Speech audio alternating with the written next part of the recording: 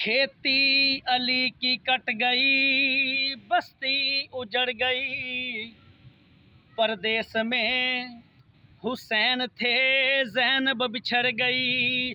10 मदीने शहर दे पत्तन उत्तों एक बेड़ी ठिलदी डिठी। सारी दुनिया आराम दे वसदी, एक भैन हुसैन दी करबल दे विच लोको ओ बेड़ी हो गई पुठी। अरे शाला कोई परदेसी ना थीवे ते न होन न मानियां पैना, ते जिस भैन दा वीर न कोई उसकी दुनिया तो लैना।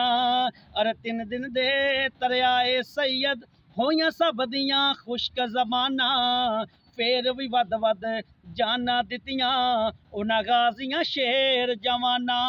ओ बैत यजीद कबूल न कीती, तक आल नबी दियां शाना। आज़म सबर हुसैन दा डिठा विच करबल दे मैदाना। अरे बेदल हो इंज गोड़ियों डिग्गा, जिवें डिग पिया वर्क कुरानो। बेदल हो इंज गोड़ियों डिग्गा, जिवें डिग पिया वर्क कुरानो। बेअदबी दी औरक हो गई, एक कूक उठी असमानो। अज जनाजा महरे वफादा उठ चलिया इस जहानो। आज़म सबर हुसैन दा वेखी नहीं कीती हाय ज़बानो। अरे ये जान बड़ी चीज़ है, ये जान बचा लो। अरे ये जान बड़ी चीज़ है, ये जान बचा लो। फरमाया मुझे हुक्म है इस्लाम बचा लो। कुछ रवे या ना रवे, नाने दा दीन रह जाए, ओदी यान रह जाए, ओदी शान रह जाए। लुटी जाए भावें चौक हुसैन दी अज, पर नाने दा जिंदा इस्लाम रह जाए। ओ जावे ज़ालमा हुरमला बेईमाना, जावे ज़ालमा हुरमला बेईमाना।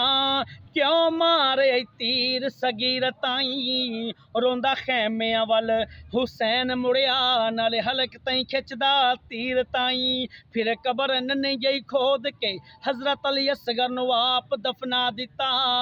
ओ लै कुछ नहीं रखिया अज मैं मालिका, ओ खाली दामन चार हुसैन वखा दिता।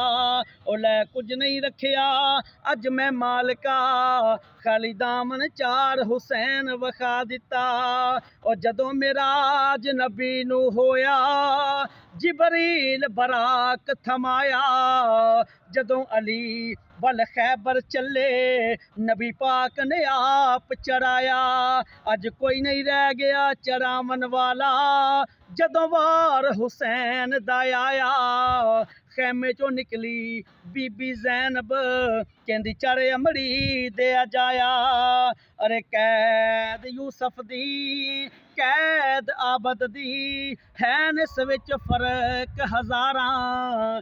यूसफ कैद सी कल्ला होया, मेरे नाल ने परदेदारां।